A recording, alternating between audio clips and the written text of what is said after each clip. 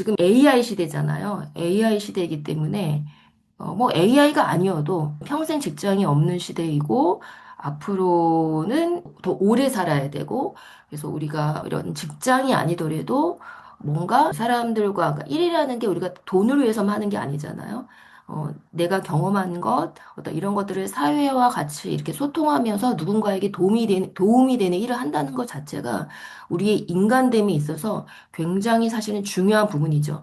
그래서 많은 분들이 이제 파이어족을 하지만, 그냥 파이어족을 해서 내가 놀고 먹는 거는 오래 가지는 못하잖아요.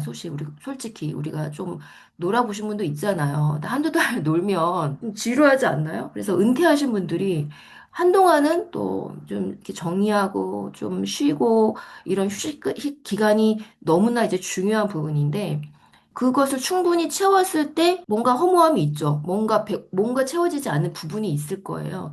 그러니까 그런 게 어떤 우리 인간됨이죠. 일이라는 게 지금 시대에는 너무 이제 번아웃 될 정도로 내가 원치 않은 어떤 것들까지 이제 너무 감당해 가다 보니까 그게 스트레스가 되는 거지. 일이라는 거는 인간에게는 굉장히 중요한 본질적인 부분이 사실은 담겨 있는 거죠. 그래서 뭐 파이어족 되신 분도 또다시 나와서 자신의 지식과 경험을 책으로 쓴다든지 유튜브를 한다든지 강의를 한다든지 하면서 계속 흘려보내는 일들을 하잖아요. 그게 뭐 돈이 될 수도 있고 안 될 수도 있겠지만 그러니까 돈이 많아도 그 일들을 하는 게 우리에게 굉장히 의미가 있고 보람이 되고 어 그런 일들이죠.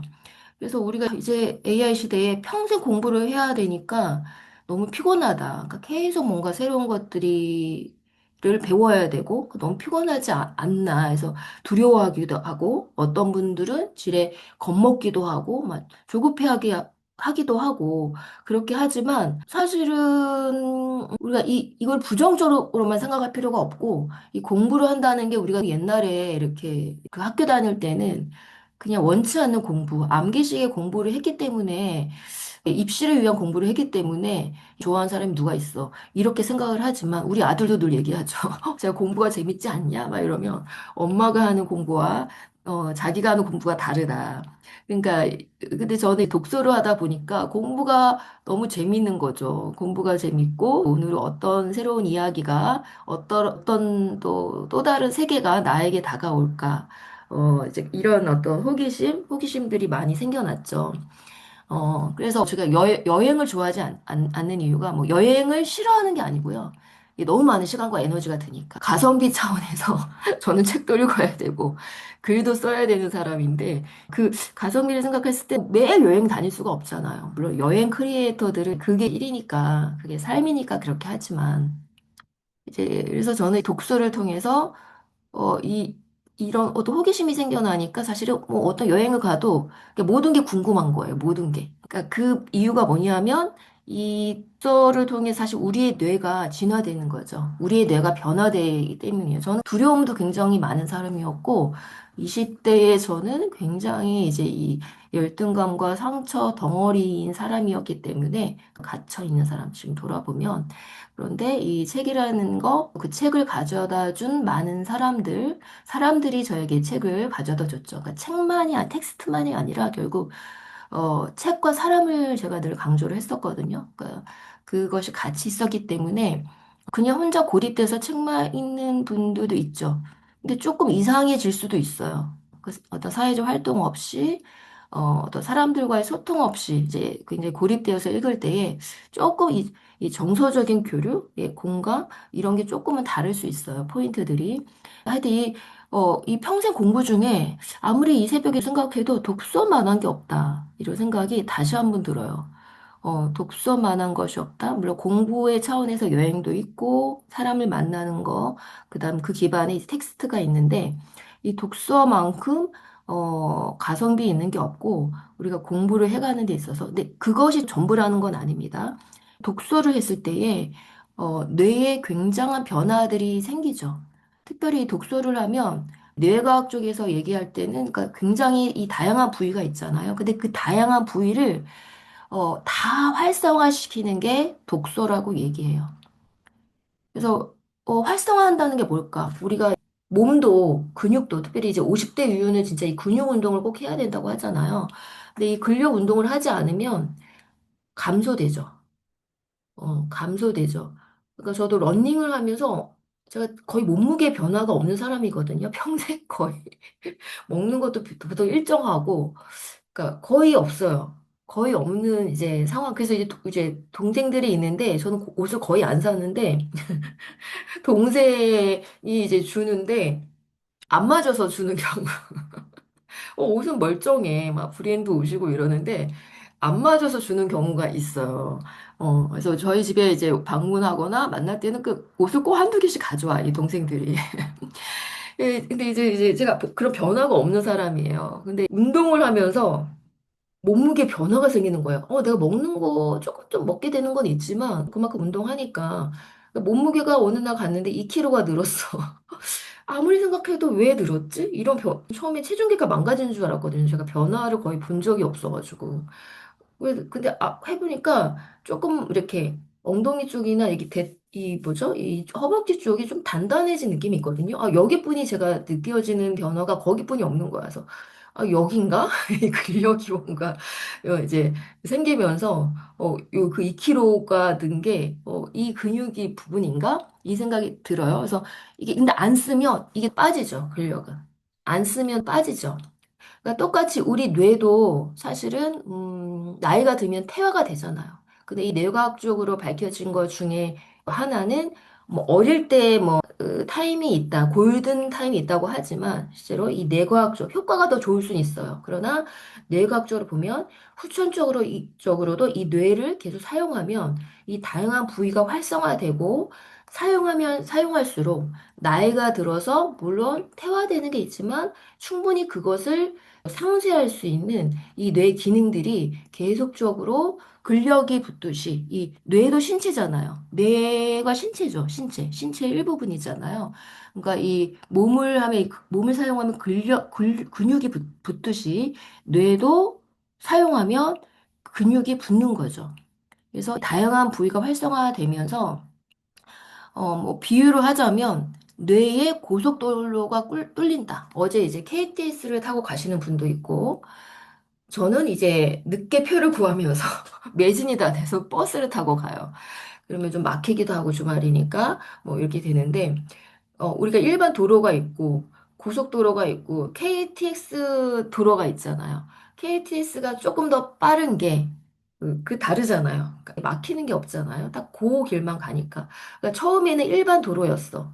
근데 이게 점차 정비가 되면 많은 사람들이 다니고 막 이러면 고속도로가 되죠. 제가 트레킹을 할 때 보면 길이 아닌데 막 사람들이 다니면서 길이 만들어지는 트레킹을 이제 많이 하면서 시에서나 이렇게 만든 길이 아닌데도 사람들이 조금 더 지름길로 가려고 길이 만들어지는 경우가 있고, 한 번은 여름에 트레킹 한 적이 있는데, 그러니까 이쪽이 이게 딱 트레킹 코스로 정해졌는데, 그 트레킹 코스 중에서도 인기가 있는 게 있고 없는 길이 있거든요.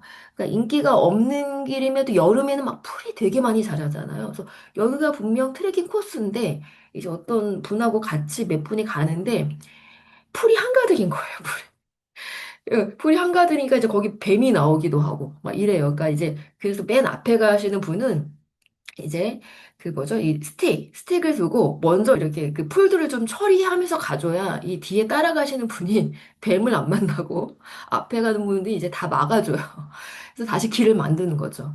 길을 만들어요. 그러니까 많이 다니는 길은 점차 정비가 되면서 더 사람들이 다니기 좋은 고속도로처럼 닦이고 전보다 훨씬 그러면 빨리 목적지에 도착하게 되겠죠. 거기다 KTX야.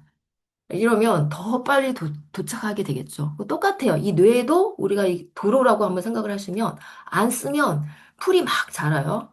그러니까 이 뇌에 시냅스가 있다고 하잖아요. 그러니까 많이 쓸수록 이 다양한 부위가 자극되면서 시냅스 세포 간의 세포들이 더 연결되고 이러면서 이 도로가 막 정비가 돼가지고 이 일반 도로였던 게 아니면 좀 도로도 없어서 막 풀이 막 무성한데 이게 이제 일반 도로가 되면서 점차 정비되면서 나중에는 고속도로처럼. 그래서 더 뭔가 우리가 원하는 목적지가 있으면 더 빠르게 갈 수 있는 거죠. 뭐 어떤 분은 책을 매년 한 권씩 쓰죠. 저도 이제 그렇게 노력을 하는 사람이고. 근데 어떤 분은 막 두세 권씩 써요. 이제 그게 쌓여서 막 100권이 넘어가시는 분도 있어요. 100세가 또 넘어가서 쓰시는 분도 있죠. 어떻게 이렇게 될 수 있을까? 그분들이 뭐 국문학과 출신 뭐 아니에요. 아니지만 본인이 목표로 하고 꾸준히 책을 읽고 아웃풋을 하는 거를 그러니까 처음엔 책만 읽는 것도 힘들지만 아웃풋 하는 건 다른 루틴과 훈련이 필요하거든요. 근데 처음이 뭐든지 힘들잖아요. 책 한 권을 처음 완독하는 게 힘든 것처럼 책 한 권을 쓰는 게 처음이 힘들어요. 근데 이것도 계속 우리가 루틴과 이제 이 습관을 잡아가면 그러니까 이 일반 도로가 고속도로가 되고 KTX가 되는 것처럼 이 뇌에 그것이 만들어지는 거예요. 근데 안 쓰면 어떻게 돼요? 아무리 이 코스를 시에서 만들어 놔도 사람들이 안 다니면, 그러니까 인기 있는 도로가 아니어서 안 다니면 풀이 막 자라서 그거를 이게 막 풀을 헤치면서 다시 길을 만들어야 되는 거예요. 그러니까 어릴 때 막 책을 되게 많이 읽었어. 근데 10년 동안 안 읽다가 다시 읽으려면 안 읽힌다. 이런 질문을 하는 사람 많거든요. 강의를 하다 보면. 당연히 안 읽히죠. 안 써서 이제 풀이 너무 많이 이렇게 자라 있는데 뇌에 어떻게 읽겠어요? 아, 그럼 나는 못 읽는 사람이다. 이렇게 포기하는 게 아니라 다시 이 낫으로, 스틱으로 풀을 헤치면서 길을 만들어야 되겠죠. 그러다 길이 뚫린다. 길이 뚫린다는 거예요. 뇌 가소성이라고 하고 하죠. 예, 그래서 우리가 나이가 들어도 분명 우리가 뭐 좀 눈이 안 보이고 뭐 노화의 흔적들이 나타나지만 그러나 계속 사용할수록 그 기능들이 계속 소멸되고 퇴화되지 않고 조금은 계속 나아지고 어떻게 하느냐에 따라서 이제 이 퇴화와 이제 어느 게 더 우위냐에 따라서 달라지겠죠. 그래서 이 독서는 뇌에 너무 좋고, 특별히 좀 복잡하게 일어나는 작품을 읽을 때, 뇌에 더 좋은 자극을 준다라는 거예요. 그래서 저도 인문 독서 클럽 같은 걸 하면, 뭐, 쉬운 책을 드리면 좋죠. 읽기 쉽죠. 그럼 또 이제, 어, 토론을 통해서 우리가 조금 더 이거를 깊게, 이 책을 깊게 만들 수도 있어요. 방법은. 근데 또 조금 복잡한 걸 드리면 힘들어해. 도망가기도 해. 번갈아 가면서 그래서 읽은 필요는 있어요. 왜냐하면 이제 북클럽 안에는 독서 고수들도 계시고 고수들도 있지만 또 처음 저 북클럽 한 번도 참여 안 해봤는데 제가 참여할 수 있을까요? 라고 문의를 주시는 분들이 여전히 이번 달에도 계시거든요. 그렇기 때문에 좀 다양한 책을 드리려고는 하지만 문학 작품 같은 경우는 좀 복잡하죠. 고전도 그렇고. 근데 그런 좀 복잡한 작품들을 읽을 때에 사실은 뇌에 더 좋은 자극을 줄 수 있다라는 거예요. 그래서 우리가 너무 또 쉬운 책만 읽으면 안 되고, 근데 쉬운 책이면 토론을 하면 좋아요. 근데 또 복잡한 책이어도 토론을 해야 이게 혼자 읽어서 해결되지 않은 문제들이, 그러니까 문해력들이 자라게 되겠죠. 쉬운 책이면 토론을 통해서 이 책을 더 고급지게 만들 수가 있어요. 그게 토론의 묘미죠. 그래서 우리가 이 좀 이런 복잡한 작품들을 읽을 때 또 이 뇌에 그 근육도 우리가 맨날 뭐 처음에 달리기 1km 힘들어. 근데 1km를 어느 순간 달리다 보면 이제 1km가 너무 지루하거든요. 이제 이게 내 몸에 이제 익숙해지면 그럼 조금씩 올려야죠. 2km. 이것도 그럼 좀 3kg 이렇게 올려야지 조금씩 이제 이 내가 이제 조금 몸이 좀 적응해 가고 그 다음 단계로 가고 이렇게 되는데 맨날 자기가 있는 장르만 읽고 맨날 읽고 싶은 쉬운 책만 읽고 어 같은 장르 쉬운 책 이렇게 읽으면 자극이 없어요. 그러니까 책도 다양한 내가 안 읽어본 분야도 읽어보고 장르도 읽어보고 사람도 안 만나본 사람도 만나보고 이래야 이제 우리 뇌가 더 이렇게 활발하게 작용을 하겠죠.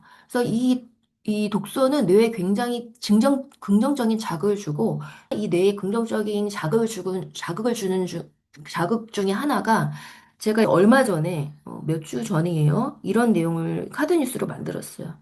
30년 동안 책을 읽어도 기억이 안 나는데 제가 계속 책을 읽는 이유. 그냥 이것도 그냥 갑자기 그냥 생각이 나서, 이거를 카드뉴스로 만들어 봐야 되겠다. 제가 4, 5년 전에 독서법 강의할 때도 뭐 북클럽 강의부터 했죠. 그때부터 나온 질문이에요. 기억이 안 나요. 어떻게 하면 책을 읽고 기억을 남길 수 있을까요? 물론 그런 내용도 제가 많이 이제 카드 뉴스나 콘텐츠 강의나 얘기를 했지만 사실은 그때 제 답변은 뭐였어요? 아마 그때 제 초창기부터 강의를 들으신 분도 계시죠? 왜 기억을 해야 돼요? 그게 제 답이었어요. 저는 기억하려고 책을 읽지 않아요. 저는 잊어버리려고 때론 책을 읽습니다. 라고 얘기를 해요. 그래서 그거를 제가 몇 년 동안 얘기를 했는데 그거를 좀 그 내용을 다시 제가 카타뉴스를 만들었는데 이게 지금 아침에도 봤는데 조회수가 7만이 넘고 좋아요가 1,700개가 넘어요. 저장이 1,200개가 넘어요. 댓글이 67개가 달렸어요. 아, 사람들이 아직도 내가 책을 읽고 기억하지 못하는 거에 대한 죄책감을 갖고 있구나. 나는 기억을 못하니까 내가 이렇게 시간을 들여서 이렇게 책을 읽고 하는 거에 대해서 내가 시간 낭비한 거 아니야? 이런 생각을 하고 있구나 라는 생각을 여전히 이 콘텐츠에 대해서 활발하게 사람들이 위로를 얻었어요. 제가 답을 찾았어요. 막 이런 댓글이 달리는 거예요. 그래서 아직도 이런 좀 죄책감이나 시간 낭비라고 생각하는 분들이 있구나. 뇌과학적으로도 한 가지 얘기하는 게 뭐냐면 책을 잊어버려도 어디에 남느냐라는 거냐 아니면 무의식의 어딘가에, 뇌 어딘가에 이것이 남는다라는 거예요. 그러니까 극단적으로 말하면 읽은 내용을 바로 잊어도 괜찮다. 근데 어디에 남아요? 우리의 체험의 영역으로. 그러니까 독서도 체험이라는 거예요.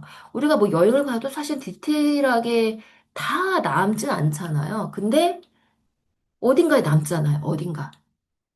그러니까 어딘가에 남잖아요. 근데 어딘가에 무의식에 축적된 게 언제 나와요? 때론 2, 3년 뒤에 내가 어떤 되게 중요한 경험을 해. 때론 글을 써. 뭐 책을 써. 아니면 뭔가 어떤 중요한 인사이트가 필요해. 그런데 그 무의식에 축적된 그것들이 나는 기억을 못 해요. 네 의식 속에. 근데 우리 잠재의식 속에는 굉장히 중요한 게 많이 있잖아요. 그래서 되게 뭐 꿈이나 우리가 뭐 자기 전에 뭘 해라 뭐 이런 거 되게 많잖아요. 무의식 중에 때로 멍 때리는 시간이 필요하다. 이런 게 그 무의식을 활성화시키는 거죠. 무의식을. 그 축적된 거기서 어떤 중요한 결정을 해야 될 때, 뭐 때로는 책을 쓸 때 이게 갑자기 나와요. 갑자기. 나는 다 기억이 안 나는데 안 나요 하는데 갑자기 글을 쓰는데 무의식 가운데 그게 추적돼 있던 게 나온다는 거죠. 그래서 우리가 책을 읽어야 된다라는 거예요. 어제 그저께 저희가 테비 산맥을 읽고 벌교로 갔다 왔어요.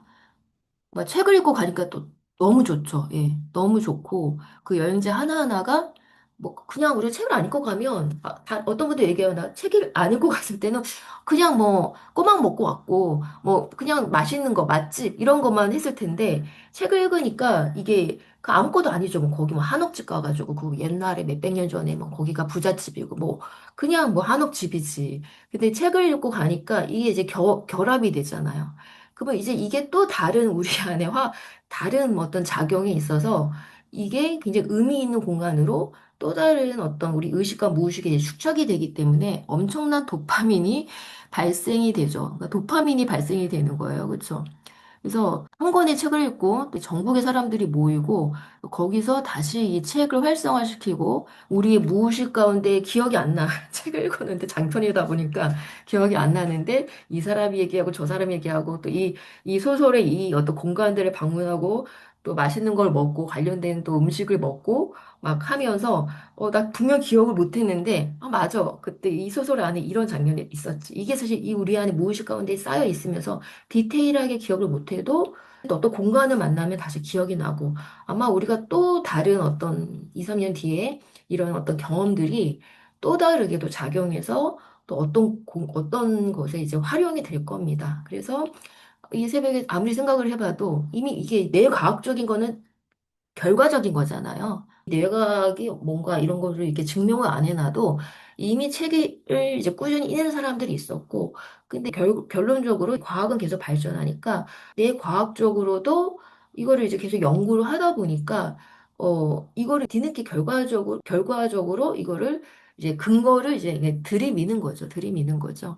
그래서, 저도 이렇게 그러니까 그냥 제 개인적인 경험으로 돌아보고, 이런 어떤 과학적인 결과로 이렇게 달이해도 독서만큼 또 그런 효과적인 게 있을까? 그리고 특별히 이런 그룹으로 저도 상담을 공부했고 상담 쪽으로 더 갈까? 이런 고민도 한때 되게 진지하게 했습니다. 근데 이 독서 공간이 그럼 집단 상담이 되는 거예요. 집단 상담. 특별히 저는 지금 온라인으로 계속 가성비 있게 하지만 오프라인 공간은 더 두세 배 에너지가 들죠. 제 이틀의 시간을 통째로 또 드려야 돼.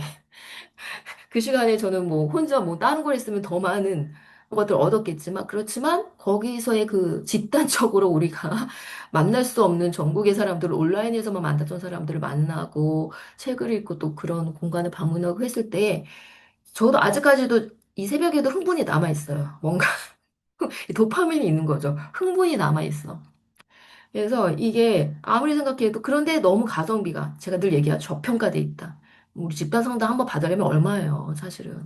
굉장히 비싼 돈을 내야 되고 많은 시간을 들여야 되고 근데 이 북클럽이나 제가 어떻게 하면 이거를 더 가치 있게 만들까? 집단 상담 해봤자 계속 가서 받아야 돼요. 계속 우리가 받을 수 없잖아요. 가서 계속 어떤 누군가를 의지해서 받을 수 없잖아요. 물론 이제 급하면 응급적으로는 필요해요. 응급적으로 어떤 상담 이런 것들이.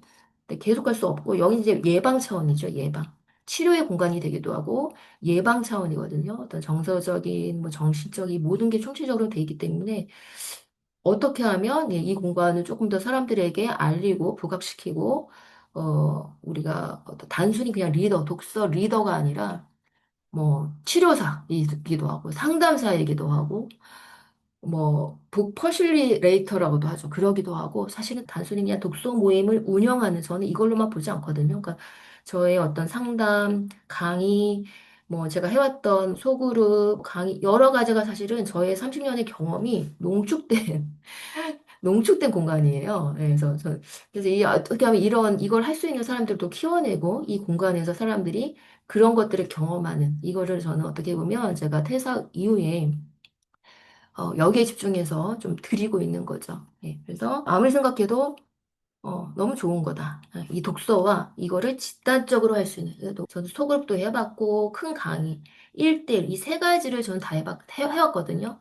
이 소그룹이 가장 인격적인 공간이에요. 1대1과 이 어떤 대그룹, 여기서에서 온, 그거의 장점도 있지만, 거기에 없는 것을 보완할 수 있는 공간이 이 어떤 집단 상담과 같은 이 공간입니다. 그래서 여러분 독서를 혼자도 하고, 이것도 다 할 수 없죠. 북클럽 우리가 뭐 몇 개씩 할 수 없잖아요. 저도 그 이상은 할 수 없잖아요. 지금 3개 하고 있으면 그 이상 할 수 없어요. 시간과 에너지를 다 거기에. 그러면 다른 사람 통해서 그걸 해야 되죠. 근데 저는 그런 스트레스 계속 나누는 사람이고, 그러면 개인적으로는 계속 해야 돼요. 하면서 여기에서 오는 사람과 사람에서 이 AI 시대에 이게 너무 중요한 뭔가 이 소통에 이거를 잃어버리면 안 돼요. 우리가 인간 안에 새겨진 그 DNA들이 있기 때문에 그건 대그룹에서 할 수 없고, 1대1은 깊이가 있지만 조금 한계가 있죠. 한 사람을 통해서만 얻는 거니까. 근데 이 소그룹은 다양한 사람의 어떤 자극. 그러니까 이게 이 뇌에 긍정적인 이걸 줄 수밖에 없어요. 그래서 조금 이 뇌과학적으로 과학적인 근거로 조금 제가 한동안은 책도 읽고 제 하고 있는 것과 좀 연결해서 여러분들에게 좀 인사이트를 나눠야 되겠다. 책에도 좀 조금 더 녹여내야 되겠다. 이런 생각을 어제 버스에 오면서 했습니다. 버스오면서 졸다가 또 생각하다가 그래서 좀 그런 쪽으로 7, 8월이 이제 오기 때문에 내가 어디에 좀 집중해서 책을 읽고 조금 또 글을 써야 될까 이런 생각을 하면서 왔는데 또 여러분 또 오늘 하루도 독서하시고 우리 이 시간이 낭비된 시간이 아니라 우리 무의식에 축적이 되고 우리 뇌의 고속도로 KTX를 만드는 시간이고 우리가 목표하고 꿈꾸는 아마 다 그런 비전과 소명이 있을 텐데 그것을 향해서 갔을 때에 더 효과적으로 우리가 더 퀄리티 있게 질적으로도 속도적으로도 갈 수 있는 그 길을 만드는 시간이라는 것을 생각하면서 네, 깨어서 즐겁게 이 시간 함께 누리셨으면 좋겠습니다. 네, 오늘 하루도 여러분 즐거운 하루 보내시고요. 내일 뵙도록 하겠습니다.